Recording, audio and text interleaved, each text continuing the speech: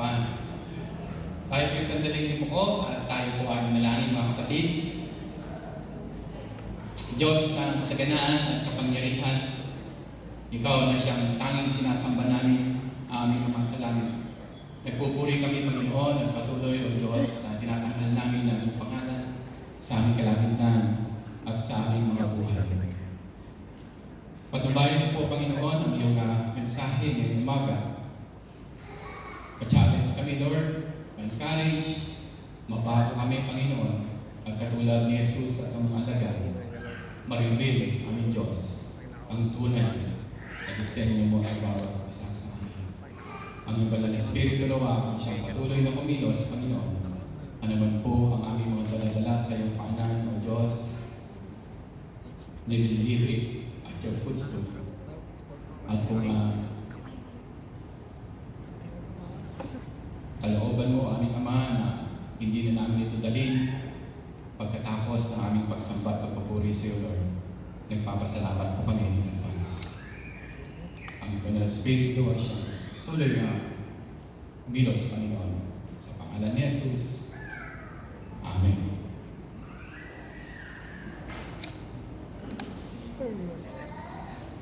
I-advance mo na, anak, please. Sige po. Yeah. The last time that we were together, ano po, pinag-usapan natin yung about sa pag-ibig. And we all in agreement that true love conquers all. So ang tanong sa atin ngayon, after those past days, did we conquer someone using ang ating pag-ibig? Ano po? Huwag niyo na po sagutin. At kayo lang po ng ating Panginoon ang nakakaalam naman. So, napag-usapan natin doon na kung hindi natin gagamitin yung mga pagpapala, yung mga biyaya na pinagkaloob at pinagkatiwala sa atin ng Panginoon ng walang pag-ibig, ito ay walang kabuluhan o baliwala. At ang masakit pa doon, without love, sabi natin anong nakaraan, yung mga pagpapala na ito can either be meaningless or destructive. Handa po natin yun, ano po. So ngayong umaga, ang ating patutunguhan ay dun sa binasa natin, ano po, sa aklat ng Lucas, sa pagpapatuloy po ng ating pagsubaybay sa serye po ng ating lectionary. Sana po kasama po namin kayo palagi na nagbabasa, ano po, itong sa tatlong babasahin na binibigay o binababasa natin weekly. Yan, no? So, pinamagitan po natin ang ating pag-uusapan ngayon. Anak, sige po. Ayan. Pinamagitan po natin revealing the best in us. Mag-focus po tayo, no? Specifically sa verse, mamaya na, verse 28 to 36. Sige, tulak mo na. So there are very important things, that we can master o pwede natin nguyain, at iuwi natin mamaya sa ating pag-iwain ng talay pansamantala tungkol po sa mga sinabi nito, ni San Lucas. Napakagandang pasahe ng San Lucas, dahil kay Synoptic Gospel, at ito'y matatagpuan mo rin sa aklat ng Mateo at ng Marcos. Yan, So una natin makikita doon, sa mga binasa natin talata, is the cause and effect of praying. Marami na tayong pinanalangin, amen po ba? And it is by own presumption na mas maraming sinasagot na panalangin ng ating Panginoon kaysa doon sa hindi pa tinutugon. So anong buting ibubunga nito? Anong magiging epekto nito sa isang tao merong debosyon sa pananampalataya niya at kasama rito ang pananalangin? Una, sabi po doon,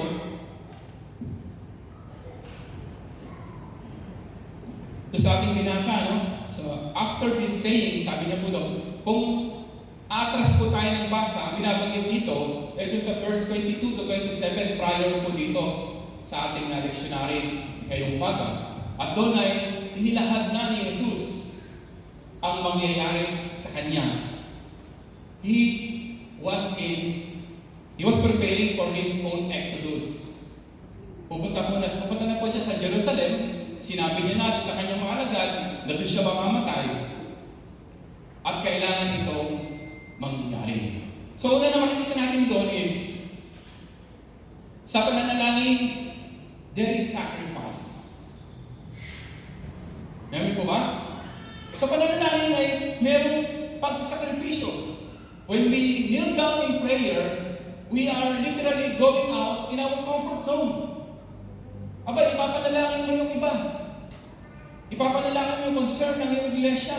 Ipapanalangin mo yung kamag-anak mo. Ipapanalangin mo yung buong bansa. At napakarami pang mga prayer items na nilalaglag ng Panginoon para ikaw ay manalangin. Sayang yung oras. Doon sa mga walang pananampalataya at walang panahon sa pananalangin, ito ang kanilang pananaw patungkol sa pagsasakripisyo ng ilang minuto para po manalangin. Ang sabi po doon sa ating binasa, they went up on the mountain to pray. Kapag tayo po ay nananalangin, iniwawalay tayo ng Panginoon sa mundo.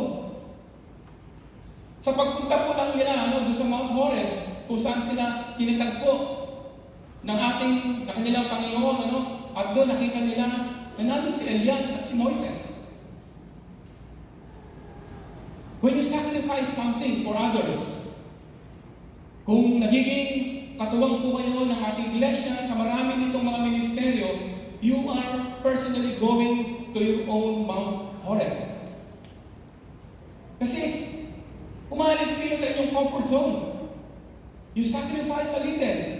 At alam niyo na marami ang magbe-benefit dito. Isa sa lagi namin kinukwento sa aming care group ay yung paghingi namin sa kanila ng mga prayer requests. Sabi namin sa kanila sa aming mga balitaan at conversation, alam niyo po, napakarami namin prayer requests. Every Tuesday, umaabot sa 200 budget. Pero pa yung mga special. Kasi may mga special prayer that we keep on ourselves, Napakarami.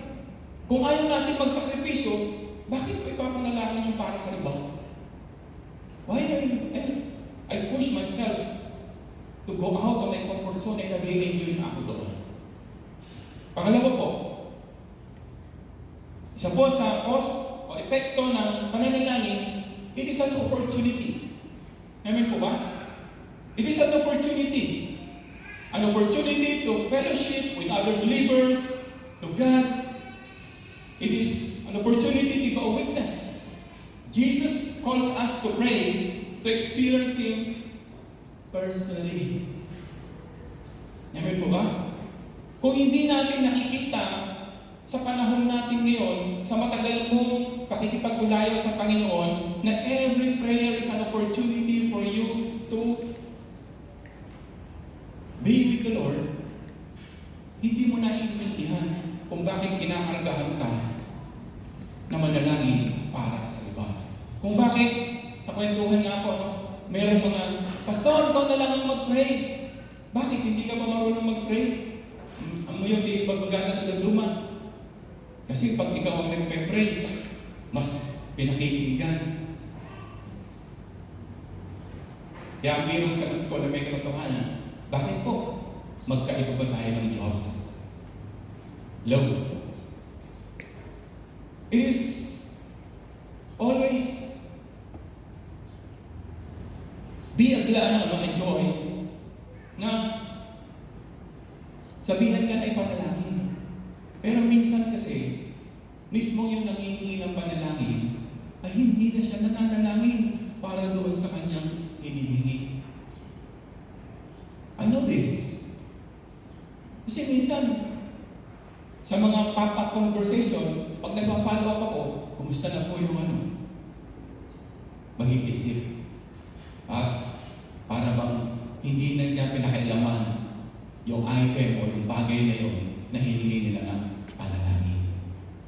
Nagiging bahagi lamang po ang church sa mga prayer request ng bawat isa. Hindi tinatanggal sa iyo ng Panginoon na hindi ka na mag-pray. Specifically, doon sa hinihingi mong prayer at manalangin ka rin para sa concern ng iba. Another po ay, when we pray, tayo yung unang natatransform. At sa ating unang i-reveal ng Panginoon ang tugon doon sa mga nilalagak natin sa Kanyang paanan. When we really pray, tayo ang unang nakakaranas ng pagbabago. We become patient. Become patient. Our attitude from bragging to submission, from instructing to following, lahat ito ay nababago. Bakit po? Dahil nagpapasubmit ka for someone or somebody which is much higher than you. Dapat po hindi nawawala yung relasyon na yun. Kapag lumuluhod tayo, kneeling down is a process, is an act of showing na mas mataas sa iyo yung kinakausap mo. Amen po ba? Dapat hindi po nawawala sa ating diwa yun, no? Because we are pleading.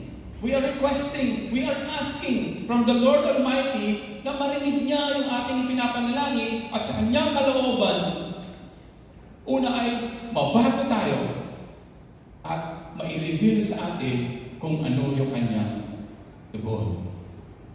Kung babalikan natin yung mga unang talata, ang sinasabi doon, ano po, ay inaya ni Jesus yung tatlo na Kanyang paborito at sila ay nanalangin. And in the process of praying, napansin na agad ng tatlo na nagbabago ang anyo ng ating Panginoong Kristo. Pero mas pinaniniwalaan ko, this is my own opinion. Yung isang nabasa ko, na isinulat lang sa Bible scholar, na hindi naman talaga nagbago si Jesus. It is more of a revelation kung sino talaga si Jesus. At yun yung nakita ng tatlo. At yun sana yung pagbaba nila sa Mount Horeb, ang ibabalita nila doon sa mga naghihintay ng mga ibang disipulo. Doon sa mga walang pananampalataya. After spending some time communing with God in praying, it will reveal your true nature. Just like Jesus. His transfiguration is basically revealing His natural state. Na siya ay banal. Amen po ba? Hindi nawala ang kabanalan ni Jesus kahit hinubad niya ang kanyang pagka-Diyos. Nanatili ito sa kanya.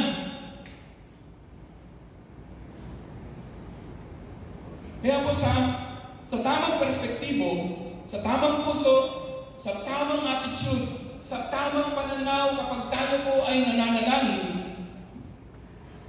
lumalabas din ang true nature natin bilang anak ng Diyos at binabago ng ating Diyos. Amen po ba? Hello? Tignan niyo yung katabi niyo kung nagbabago na.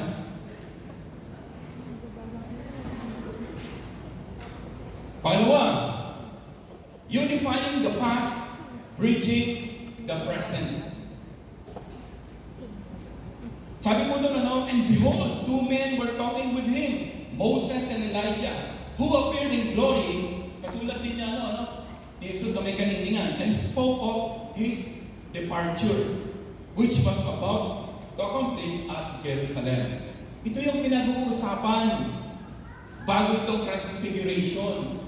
Dinidiskurso na ni Jesus yung mangyayari sa kanya na siya ay tutuuna sa Jerusalem. Kaya sa pagpasok ng verse 28, pasilin niyo doon, ang nakatala doon, matapos nilang pag-usapan ito. Ano yung pinag-uusapan doon? Matatagpuan natin sa 22 to 27 on the same chapter. Dapat alam natin kung ano yung pinag-uusapan. Amen po ba?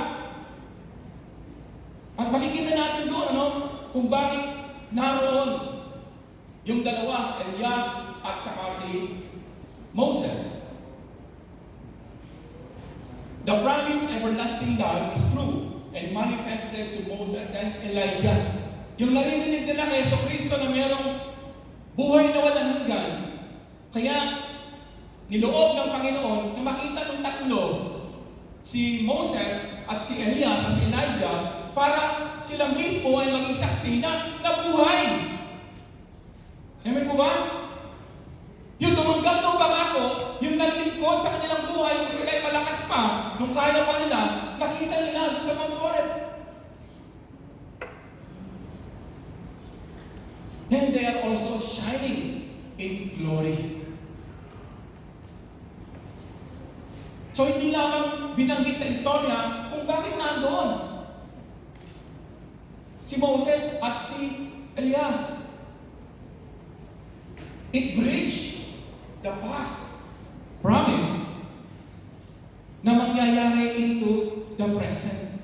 O hindi ba nabuhay din ang ating Panginoong Jesucristo? Amen po ba?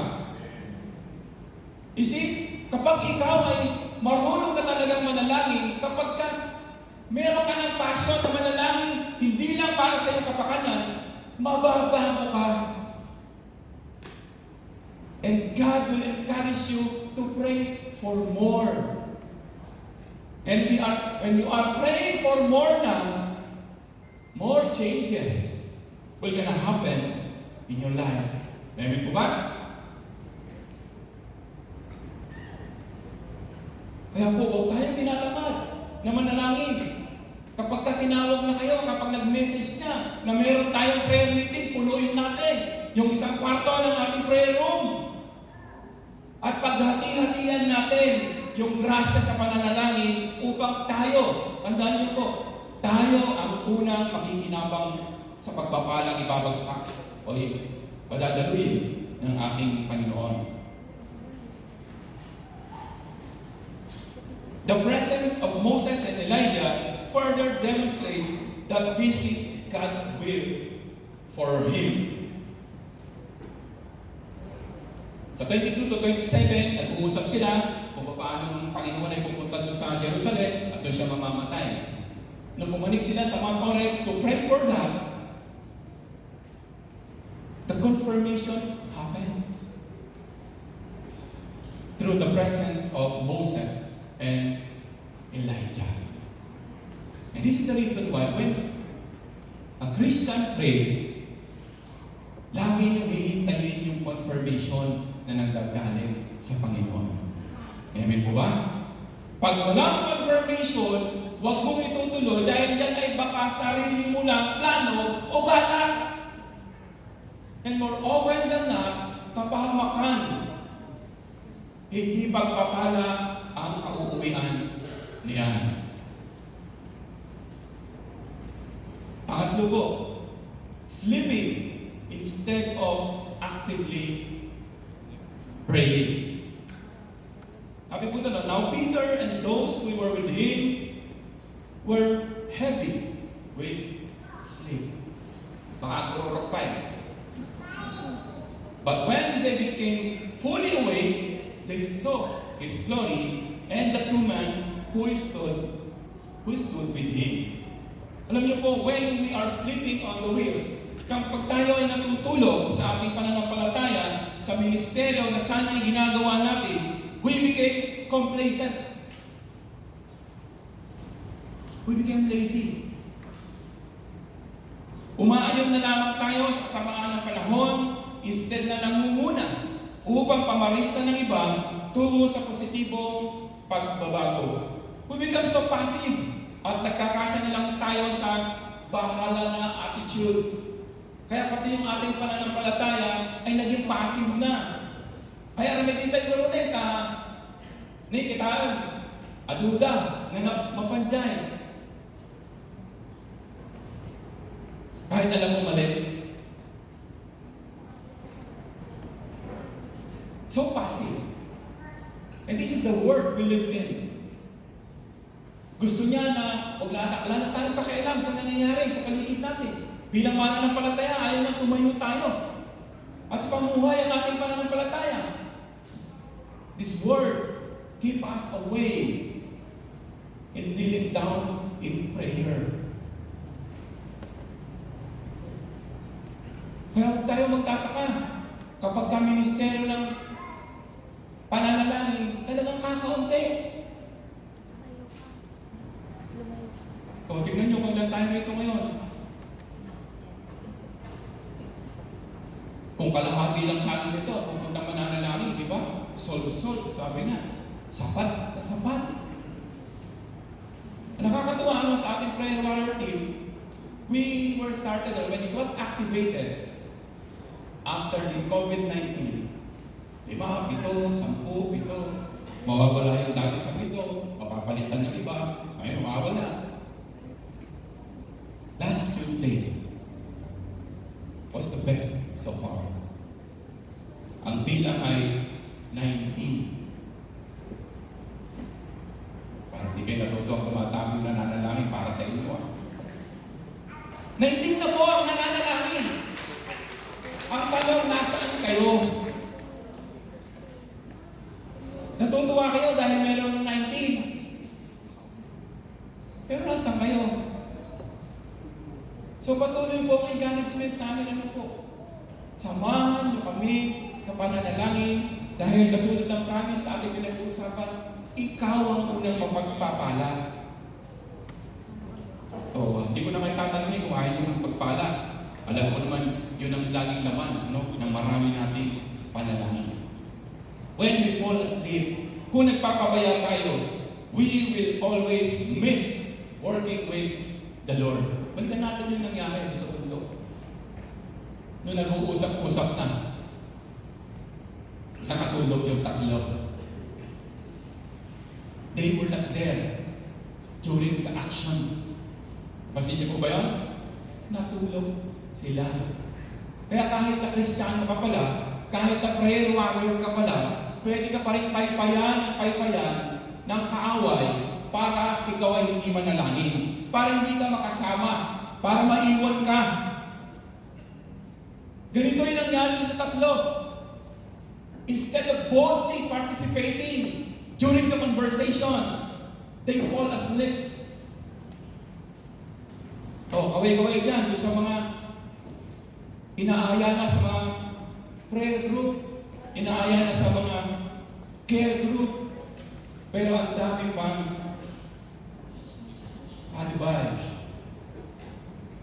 Pinapaypayan pa rin ba kayo para makatulog?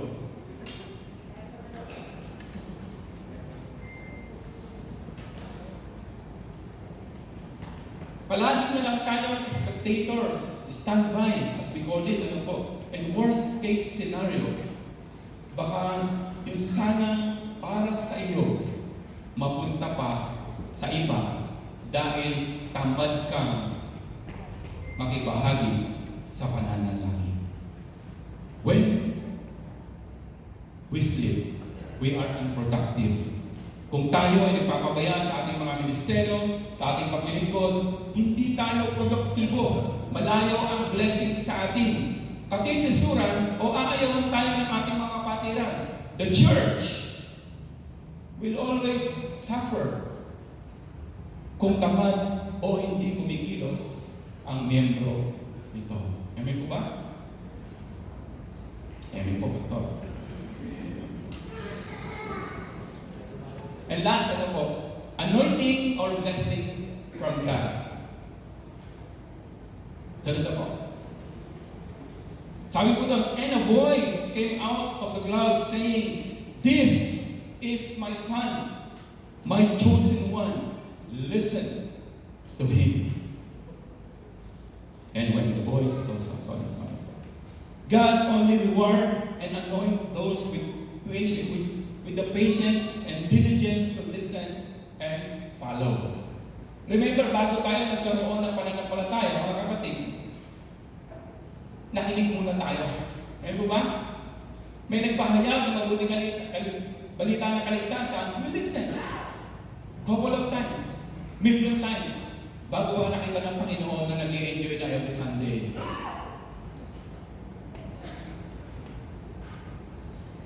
Sabi po sa Proverbs chapter 18, verse 9, the Lord hates lazy people.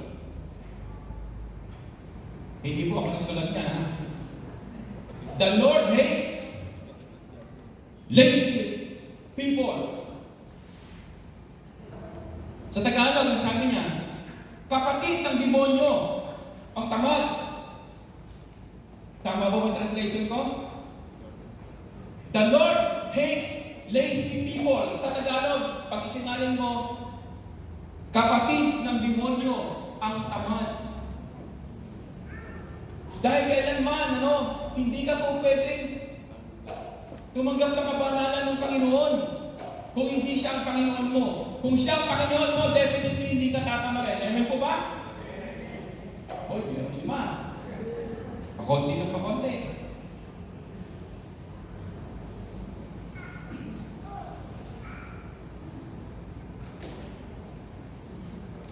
Ito pong ating iglesia po sa aking pagtatapos ay maraming pagbabago ginawa ang Panginoon. And I will remain and I will stick to my own view about transfiguration. Ito talaga yung disenyo ng Panginoon sa Mundos United Methodist Church. Noong una ay maliit lang yung simbahan ninyo. Noon, kulay puti na parang kulay parang 31, hiningi ko yung yung old picture nun. Kasi ginamit ko din, nilisago yata sa ating mensahe. Ganun ang itsura niya. At kung ikukumpara mo sa itsura ngayon, may nagbago po ba? Nagbago po yung building. Tama po ba? Nagbago yung building. Kahit na yung mahinaan matang katulad ko, makikita na naman laki ng pagbabago. Dahil marami sa inyo natuto ng manalangin. At dahil nananalangin na ang marami sa inyo, mga kapatid, marami nang nabago ang buhay dahil sinasama nyo sila sa inyong pananalangin. Amen po ba? Nakakatuwang laging makita at isipin na nung dati kayo ay, ano pa ba si Ate Au? Oo. Sa usapan namin ni Ate Au, Pastor, UMYF po dati. Alam niyo ba kung sino yung pinag-uusapan namin? Ang Ate Nora. And look at them. Both of them stayed. Amen po ba? Nandiyan pa rin sila. O kayo na may mga anak na dati kayong UMYF sa iglesia nito. Hindi ba nakaka-bless kung nakikita niyo yung anak niyo na kasama niyo naglilingkod sa iisang pananampalataya, iisang iglesia, iisang Diyos na makapangyarihan sa lahat. Dati, wala naman niyang care group. Ngayon, ang huling tala, Ate Jobs, 14. Apat na po, yung isang malaking iglesia lang dati, ngayon ay may mga maliliit na small churches. Lima ang membro, yung iba, 10. Nagaganon-ganon, pero they are meeting frequently. They are praying to each other. Kung makikita po natin ito, mga kapatid, makikita natin na ang Diyos ay hindi natutulog at patuloy yung proseso niya ng pagbabago to reveal the natural state of the church that He calls. Kayo po yun.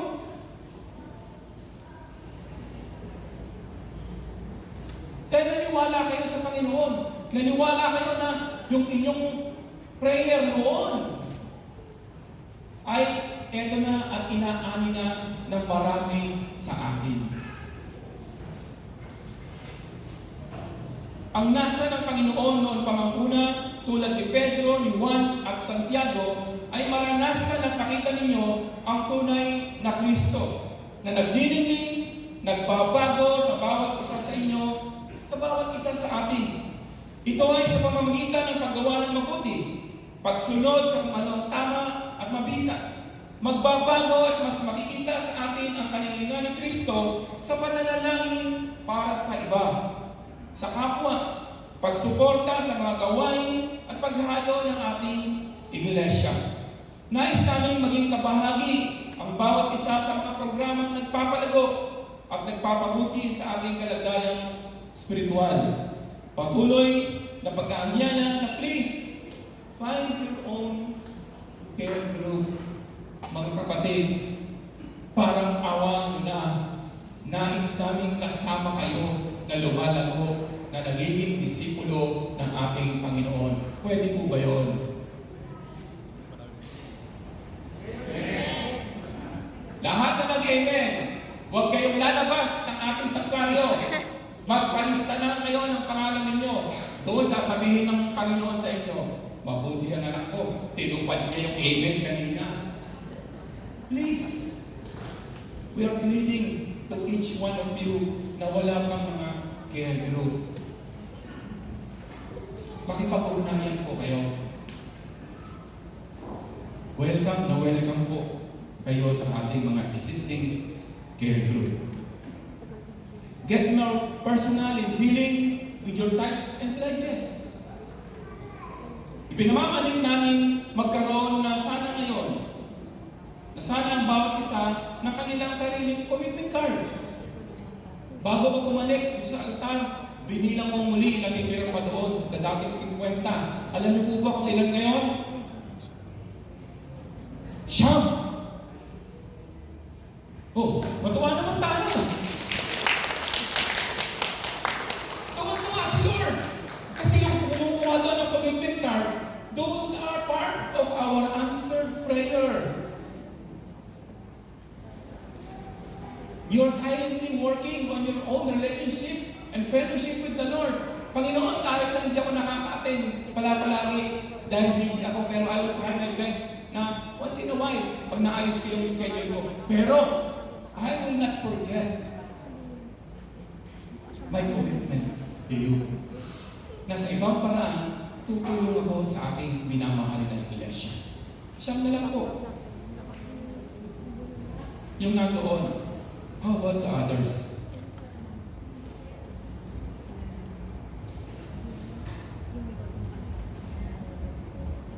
We need to expose the best expression of our new identity in Jesus. Tayo, ang higit sa lahat, ang unang nagpagpapala nito. Engaging in more thought-provoking prayer changes our hearts and attitudes, enabling us to forgive and forget all of the suffering His Word has caused us. Be more involved than ever before and bravely participate in all our church programs. Inaasahan po namin ang bawat isa na maging patuloy na kabahagi ng ating mission. Malapit na pong matapos yung 2 church vehicle natin. Ang alam ko ngayong taon ay